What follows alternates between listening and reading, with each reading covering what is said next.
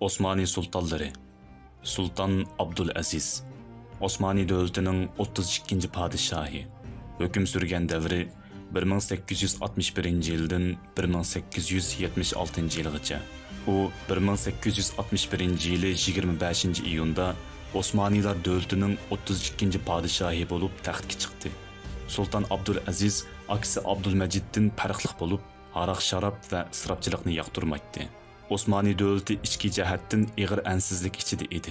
İstanbulda bolsa, dövlət ərbabları arasında qattiq talaş tartış var idi. Osmanilarning ziyolileri Abdülazizni parlament rəhbərligini e'lon qilishga qattiq istavatatdi. Padişahni yoqturmaydigan bir qism dövlət ərbabları bir yerga kelib, uni taxtdan tushirishni qaror qildi.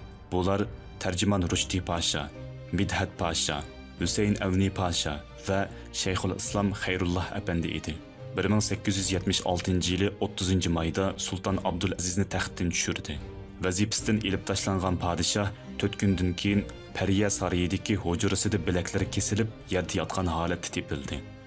İslam və vatan xoinlari tarafidan maxfiy o'ldirilgan sultonga qilingan bu suiqasdga o'zini o'ldirib bilish deb ism qo'yilsa-mu, haqiqat buningdan keyin o'ttirg'i chiqdi. 2. Abdülhamid davrida elib berilgan tekshirishda uning qasdlab o'ldirish sababidan ziyonkashlikka uchraganligi aniqlandi.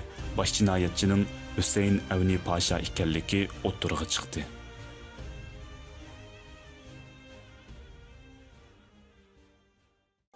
الصديق فخرا وابن عفان قلب أرسلان والفاتح عثمان وابنة شفين والغازي سليمان اسأل الرومان